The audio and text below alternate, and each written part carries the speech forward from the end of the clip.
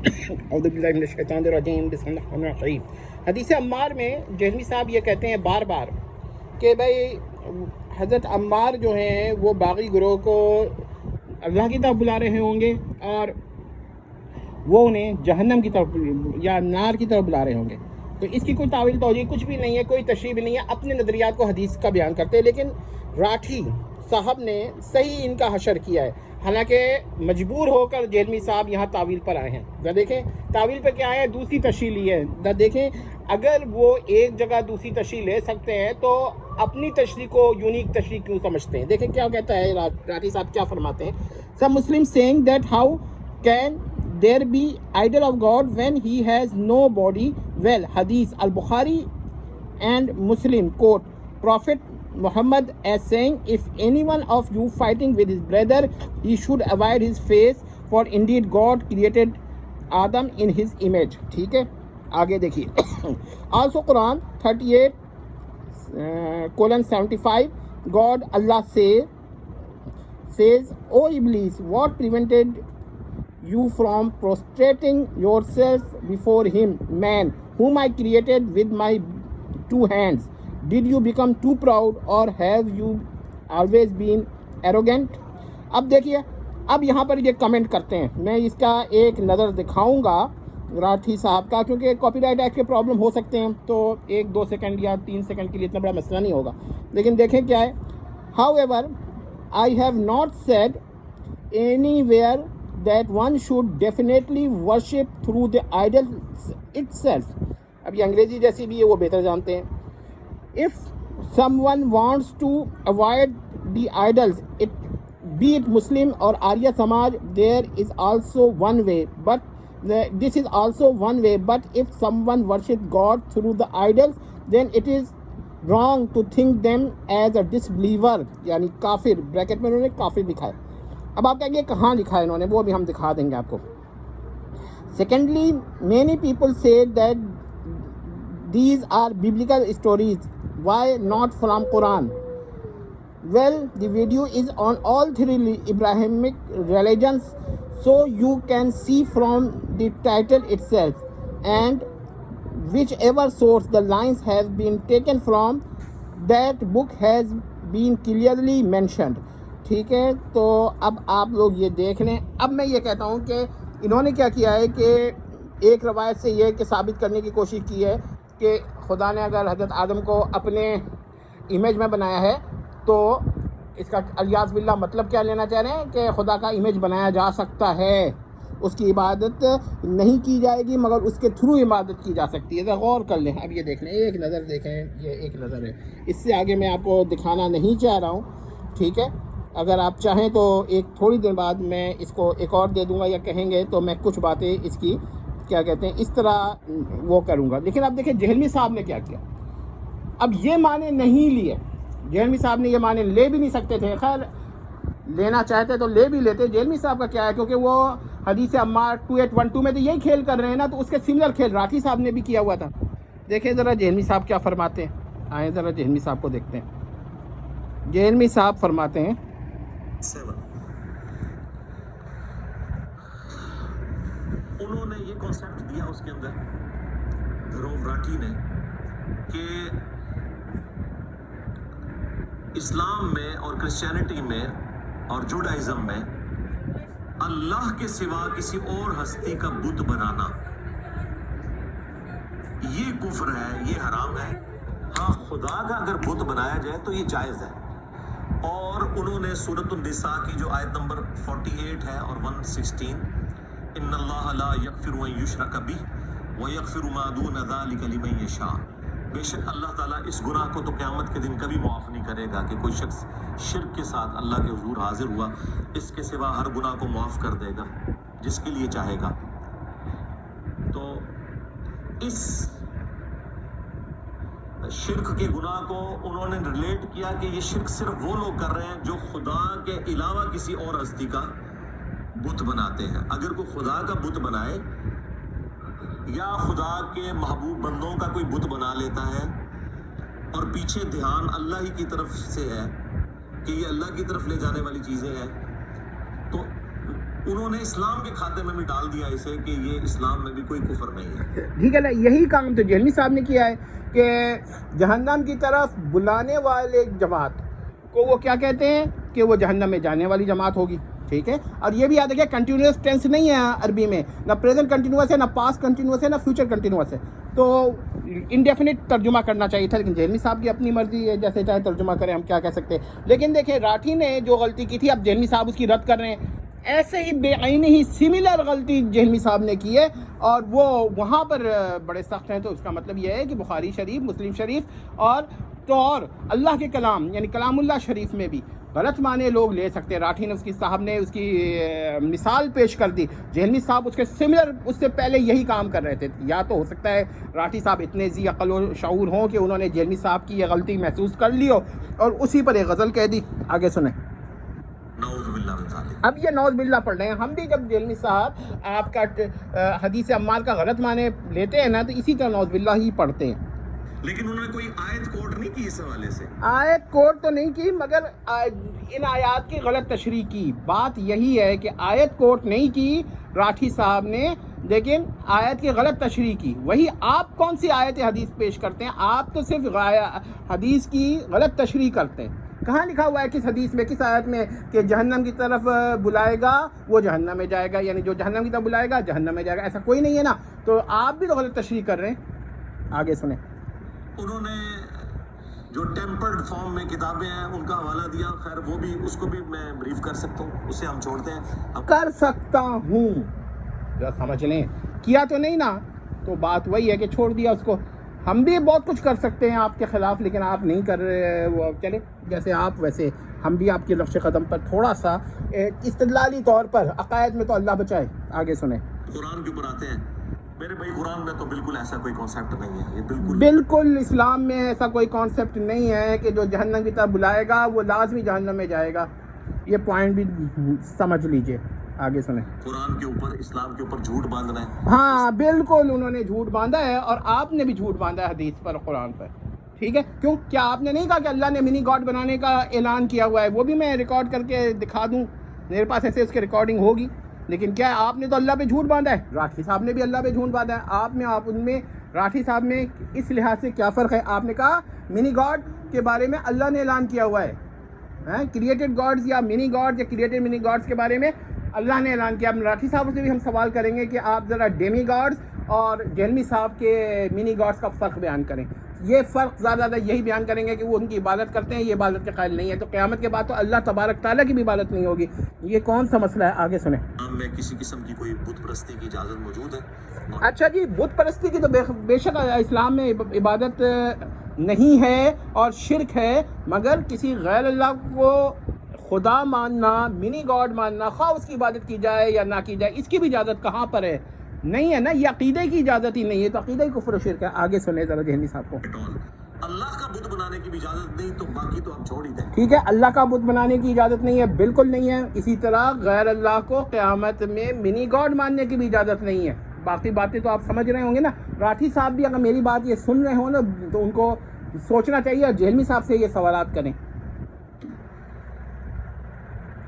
اور وہ مثال میں کہہ رہے تھے کہ آپ کو کیتھولک کے جو چرچز ہیں ان کے اندر آپ کو جیزس کرائسٹ کے مجسمے نظر آئیں گے, اور اس طریقے سے بعض اوقات لوگ, انہوں نے تو خیر یہ حرکت نہیں کی ہے, شکر ہے انہوں نے عقل مندی کا ثبوت دیا.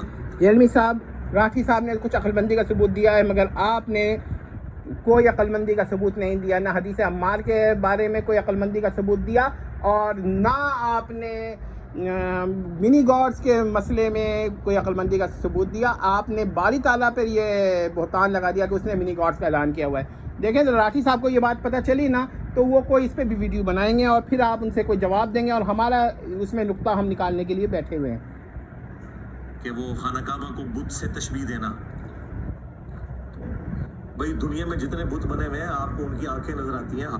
ٹھیک ہے, کعبۃ اللہ کو بت سے تشبیہ دینا بالکل غلط ہے, لیکن جہلمی صاحب ہو سکتا ہے کوئی مشرک جو ہو وہ تشبیہ بھی دے دے, غلط معنی لے لے.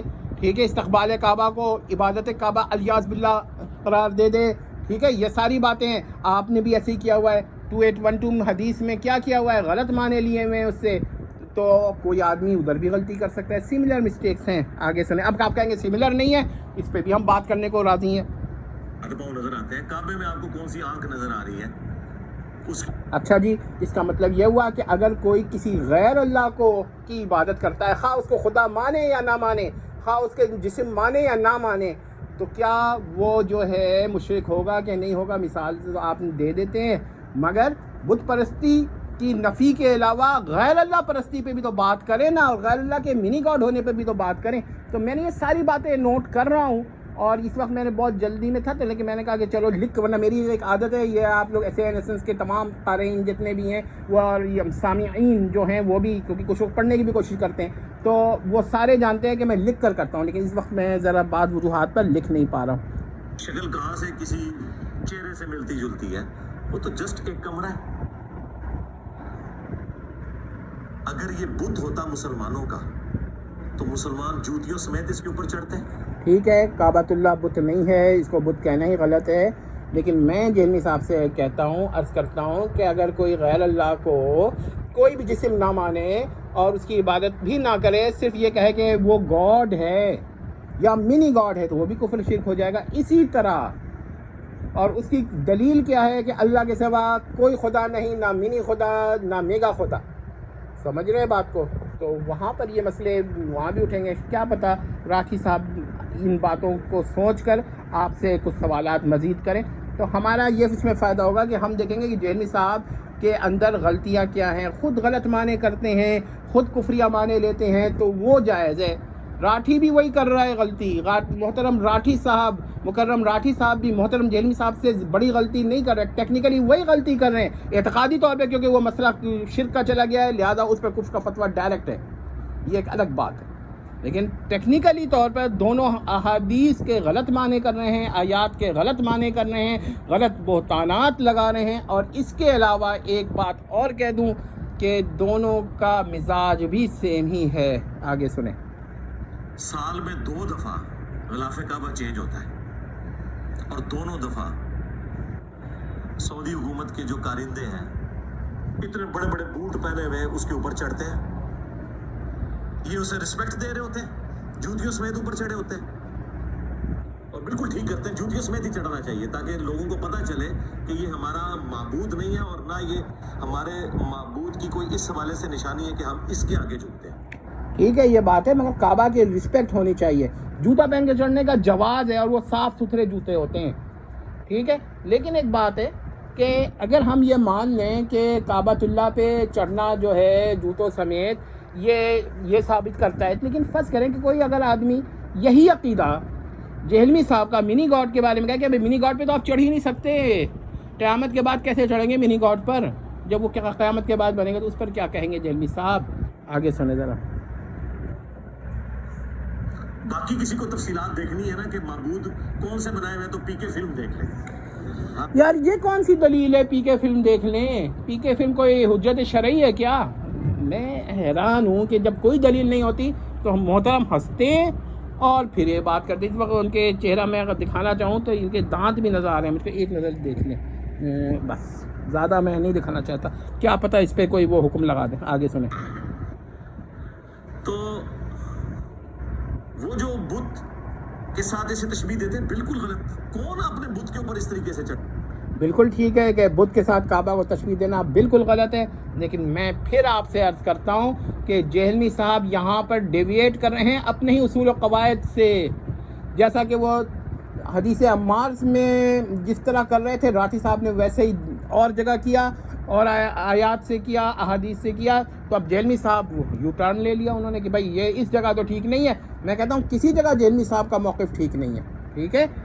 جب یہاں تعویل کر سکتے ہیں, یہاں تشریح مختلف لے سکتے ہیں, تو 2812 میں کیوں نہیں تشریح مختلف لیتے؟ چلیں وہ بھی نہیں, میں دوسری پیش کرتا ہوں کہ بھائی منی گاڈس میں کیوں دوسری تشریح نہیں لیتے. آخر میں نے اس پر کتنی ویڈیوز بنائی ہیں کہ منی گاڈ پر جہلمی تشریح کفر و شرک ہے, لیکن وہاں تو جہلمی صاحب نے ایک دفعہ بھی اپنی غلطی نہیں مانی, اور بار بار یہی کہتے رہے کہ بھائی یہ اپنی توجیحات کی ہیں. اس کا بھی اللہ کا شکر ہے کہ رد کیا گیا ہے کہ آپ کے جو الفاظ ہیں وہ یہ توجیحات تسلیم قبول نہیں کر رہے. آگے سنیں ذرا.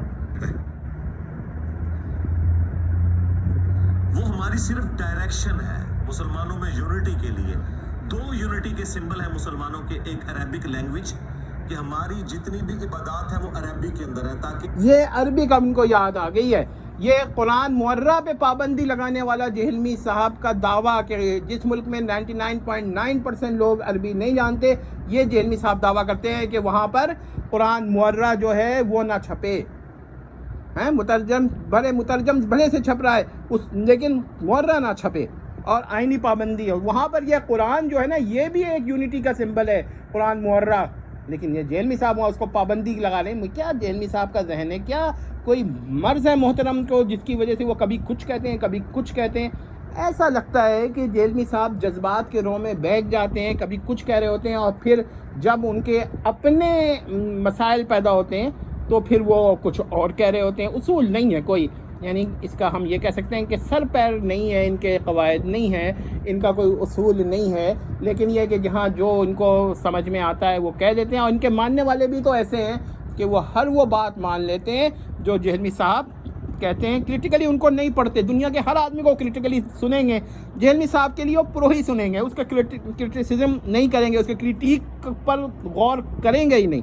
आगे सुनें। कोई चाइना का मुसलमान हो या रशिया का मुसलमान हो या कोई अमेरिकन मुस्लिम हो या सब कॉन्टिनेंट का मुसलमान हो, जब वो जाके काबे में खड़ा हो या दुनिया में कहीं भी खड़ा हो और सूरतुल फातिहा की किरात शुरू हो, तो उससे ये ना लगे कि ये जो आगे खड़ा है ये किसी और दीन का मानने वाला है और मैं किसी और दीन का मानने वाला। जी बिल्कुल, जब हर जगह के लोग जो बिल्कुल अरबी नहीं जानते कुरान मुअर्रा अपने पास रखेंगे तो फिर ये बहुत बड़ा यूनिटी का सिंबल है जो जहलमी साहब नौज़ बिल्लाह रोकना चाह रहे हैं। तो जहलमी साहब अपने ही उसूल व कवायद कभी बनाते हैं और खुद ही तोड़ देते हैं। उसूल शिकनी और मजहबी उसूल शिकनी और मजहबी ख़ुदकुशी की अगर अलामात देखनी हो, समझना हो, लेकिन इनके जो मानने वाले हैं वो तो यही कहेंगे कि आपने पूरी बात नहीं कही। भाई पूरी बात और कैसे कहता है आदमी?